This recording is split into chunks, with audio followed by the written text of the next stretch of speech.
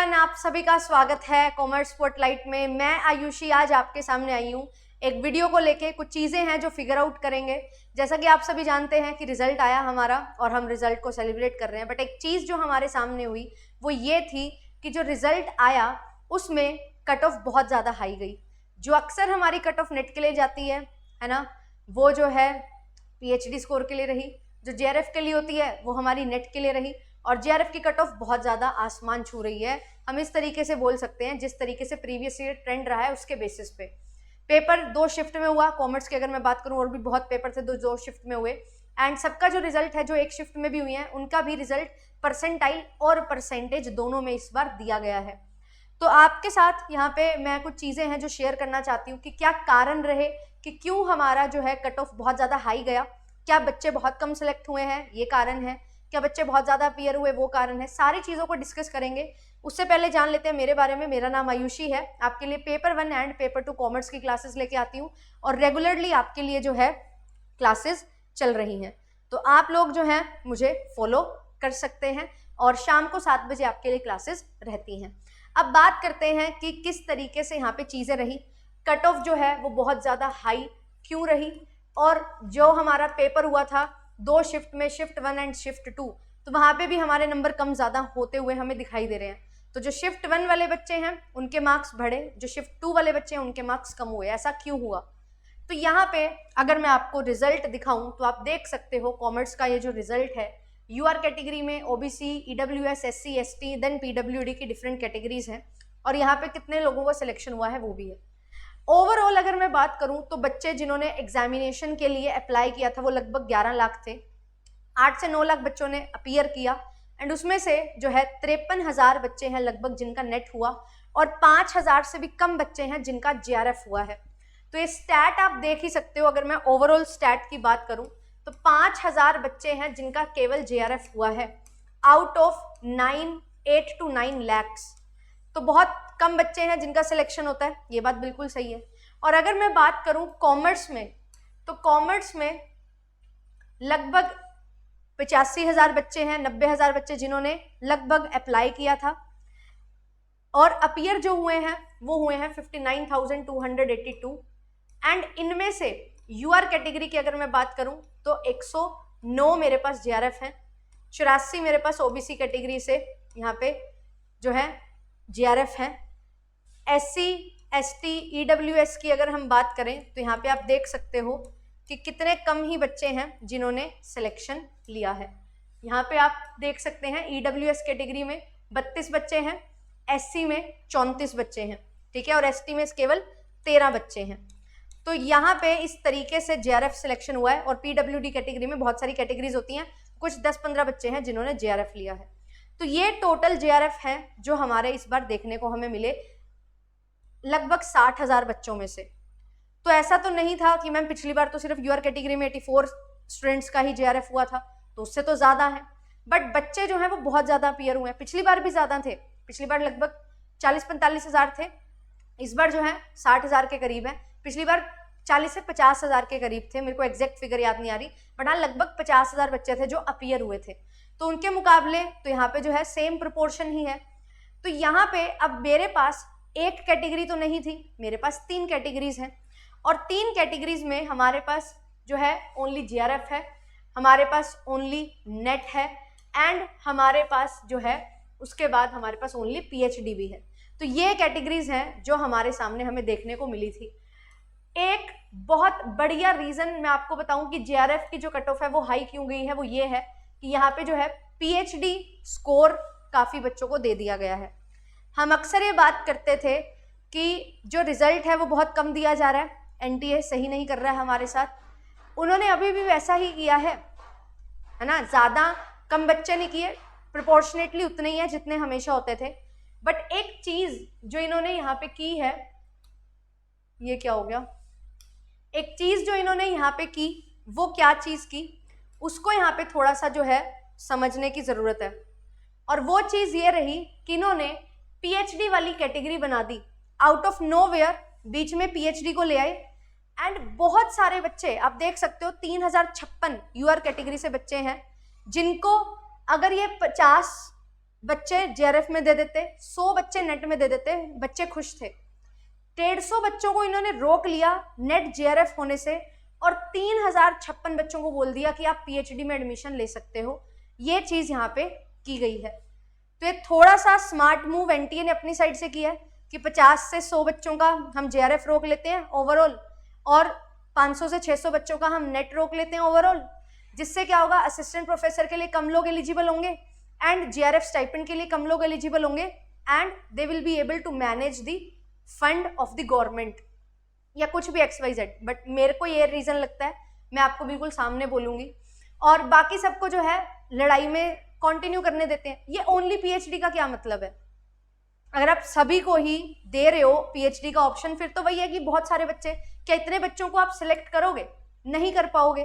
But still आपने ये चीज दे दी उनको कि हाँ हम जो है आपके लिए काफी कंसर्न है, आपको कोई और एग्जामिनेशन नहीं देना पड़ेगा, सिर्फ ये एग्जामिनेशन दे देना। इससे खुशी भी हुई कि हाँ भाई और एग्जामिनेशन नहीं देना पड़ेगा, एक ही एग्जामिनेशन से सर गया।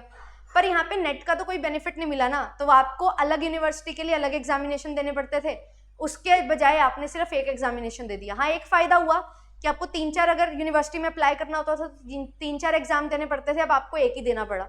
बट बात वही है कि स्ट्रगल तो यहाँ पे भी उतना ही है, और जिसका डायरेक्ट इम्पैक्ट यहाँ पे आ रहा है कि हमारे पास जो सिलेक्शन है वो थोड़े और ज्यादा हो सकते थे, पर इनको बचा लिया गया है। और यही एक रीजन है क्योंकि पीएचडी इन्होंने इंक्लूड करनी थी। मैं पहले भी बोल रही थी कि कट ऑफ हाई करेंगे, पर इतना एक्सपेक्टेड इतना एक्सपेक्टेड मेरे लिए भी नहीं था कि 105 प्लस क्वेश्चन पे कट ऑफ चली जाएगी हमारी और 100 प्लस क्वेश्चन पे कट ऑफ चली जाएगी, शिफ्ट 2 एंड शिफ्ट 1 रिस्पेक्टिवली, मैं आपको बता रही हूँ। तो यहाँ पे ये चीजें हैं थोड़ी सी रही अनएक्सपेक्टेड कट ऑफ आने का कारण, क्योंकि सभी कैटेगरीज में, ये सिर्फ और सिर्फ हम कॉमर्स की बात नहीं कर रहे, अगर आप टोटल बात करो सभी के सभी जो है एग्जाम्स में इन्होंने ऐसा किया है। अगर आपको मैं यहाँ पे एजुकेशन में बताऊं 218 यहाँ पे जो है कट ऑफ गई है 218 यूआर कैटेगरी में। तो ऑब्वियसली यहाँ पे जो है बहुत ज़्यादा कैटेगरी में आपको देखने को मिलेगा इतना ज़्यादा कंपटीशन। और वही सेम चीज़ यहाँ पे देख लो 218 है, 206 है, 208 है। और वही यहाँ पे हमारे साथ कॉमर्स में भी ऐसा ही हुआ है, परसेंटाइल में हमारा स्कोर है।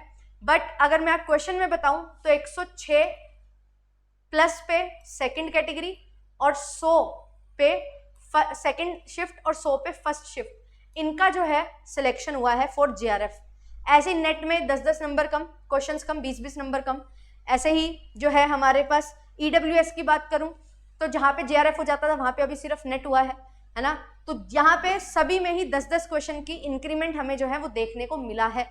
और ये कारण सीधा सीधा ये है कि जो पीएचडी के लिए इन्होंने निकाले हैं लोग, उनको यहाँ पे सीट देनी थी।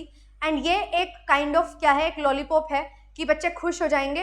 हालांकि इससे फायदा सिर्फ और सिर्फ एनटीए को होगा, यूजीसी को होगा, साफ साफ सरकार को होगा, बट बच्चे भी थोड़े खुश हो जाएंगे कि हाँ इनको चलो पीएचडी में चांस मिल गया।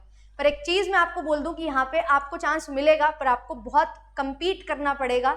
आपको ये मेक श्योर करना पड़ेगा कि आप जो है रेगरस अच्छे से रिसर्च के लिए इंक्लाइंड हो जाओ, अपने रिसर्च प्रपोजल पे काम करो, तो आपके लिए ये चीज़ फायदेमंद है। अदरवाइज कोई और आपकी सीट ले जाएगा, क्योंकि यहाँ पे बच्चे बहुत हैं और इतनी डिपार्टमेंट्स में सीट्स नहीं है। बहुत सारे लोग बोल देते हैं कि हमारा तो जी फुल है डिपार्टमेंट, हमें तो अभी कोई नहीं चाहिए, कोई एंट्री नहीं है हमारे पास। कोई बोलेगा यूआर से तो सिर्फ 1 है, कोई बोलेगा 0 है, कोई बोलेगा 2 है। तो कट थ्रोट कंपटीशन आपको फेस करना पड़ेगा। This is harsh reality. And yes, आपके लिए 1-2 सीट्स तो रहेंगी, ऐसा नहीं है 0 ही होंगी हमेशा।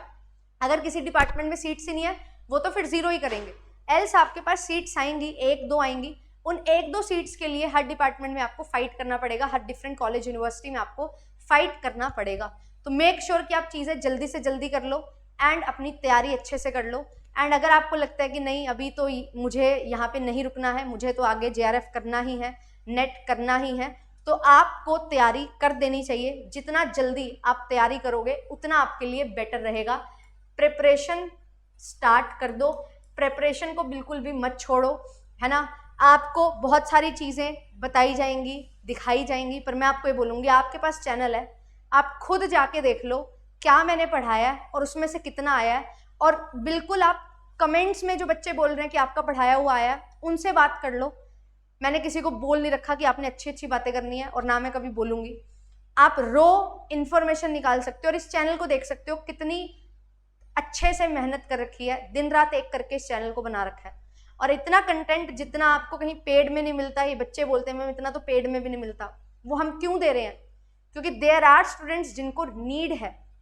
बट अगर आप कोर्स पढ़ना चाहते हो पूरा, जिसमें मैं बोलूँगी मॉक टेस्ट बहुत ज़्यादा इंपॉर्टेंट रोल प्ले करता है, तो मॉक टेस्ट आपको फ्री नहीं मिल सकते, वो आपको खरीदने ही पड़ेंगे, अच्छी टेस्ट सीरीज बाय करनी पड़ेगी, तब आप अच्छे से परफॉर्म करोगे। तो आपने क्या करना है, आपने अच्छे से तैयारी करनी है, मॉक टेस्ट अच्छे बढ़िया प्रीवियस ईयर बेस्ड लगाने हैं। एंड अगर आपको चीज़ें समझने में ज़्यादा दिक्कत आती है, तो आपके लिए बिल्कुल है कि आप एक गाइडेंस में पढ़ाई करो। Guidance is the ultimate solution. अगर आपको सही गाइडेंस मिल जाती है तो आप बढ़िया तरीके से पढ़ पाते हो। एंड बिल्कुल प्रीमियम तरीके से आपकी तैयारी जो है प्रीमियम बैचेस में करवाई जा रही है, यूट्यूब पे करवाई जा रही है। फ्री क्लासेस की PDF आपको मिलती है, साथ ही साथ टेलीग्राम चैनल है, सारी अपडेट्स लिंक शेयर हो जाते हैं। एंड अगर आप जुड़ना चाहते हैं 20% डिस्काउंट आपको दिया जा रहा है, JRF20 कोड आप यूज कर सकते हो एंड ज्वाइन कर सकते हो इस लीग को। आपको कंप्लीट पेपर 1 एंड पेपर 2 का जो बैच है वो प्रोवाइड किया जाता है, और ये सभी हमारे पेपर्स हैं जो आपको ऑफर किए जाते हैं। And this is complete course of paper 1 and commerce, जिसको आप बाय कर सकते हो। आपको लगता है कि मैं 110 क्वेश्चन सही कर लूंगी खुद से, तो गो फॉर इट। अगर आपको लगता है नहीं मैं तो 70-80 तक ही हूँ अभी, मुझे वो 80 से 100-110 पे पहुंचना है, तो यू नीड गाइडेंस। अच्छे से सही जगह से पढ़ो, बढ़िया जगह से पढ़ो, ऐसी जगह से पढ़ो जहाँ पे आपकी सुनवाई भी हो, है ना। पढ़ाया जा रहा है, आपको कोई मतलब ही नहीं है आपसे, फिर वो कोई फायदा नहीं है। आपसे मतलब है अगर सामने वाले को, वो जेन्युइनली आपकी हेल्प करना चाहते हैं, वहाँ से अच्छे से पढ़ो। आपके डाउट्स जहाँ सोल्व हो रहे हैं वहाँ से अच्छे से पढ़ो। Self study, YouTube, paid platform, सब कुछ आपके पास है। डिसीजन शुड बी योर्स कि आपके लिए क्या बेटर है। और इतनी सारी सक्सेस स्टोरीज आपके लिए इसीलिए लाई जा रही हैं सो दैट आप चीज़ों को समझो। यूट्यूब से भी पढ़ रहे हैं बच्चे, पेड से भी पढ़ रहे हैं बच्चे, बट कैसे पढ़ रहे हैं वो चीज़ मायने रखती है। कितना डेडिकेटेड वे में पढ़ रहे हैं वो चीज़ मायने रखती है, और वो चीज़ आपके लिए भी बहुत ज़्यादा ज़रूरी है। ठीक है, मिलूंगी आपसे नेक्स्ट सेशन में। थैंक यू सो मच, आज के लिए इतना ही। एंड ज़रूर अपने कमेंट सेक्शन में बताना कि आपका सिलेक्शन इस बार क्यों रह गया। एक रीज़न आपके पास होना चाहिए, और वो रीज़न मैं जानना चाहती हूँ कमेंट सेक्शन में, सो दैट हम उस पर काम अच्छे से कर सकें। आपके लिए मैंने बहुत कुछ किया है, हमेशा ट्राई किया कुछ नया, कुछ बढ़िया लाने का। प्रयास batch, previous year question solution, marathons बड़ी बड़ी, पूरी थ्योरीज एक क्लास में रिवीजन, सब कुछ, शॉर्ट वीडियोस भी, शॉर्ट्स के माध्यम से भी पढ़ाई की है। वो सारी चीज़ें आपके लिए हैं, बट आपको ये फाइंड आउट करना है कि क्यों आपका नहीं हो पाया, बाकी बच्चों का हुआ, आपकी क्या कमी थी। एक चार्ट बनाओ, अपने 5 पॉइंट लिखो कि why you are not able to crack this examination, और उन पे काम करना शुरू करो। अगला JRF आपका होगा, दिसंबर 2024 आपके नाम होगा। बाय बाय, मिलते हैं कल।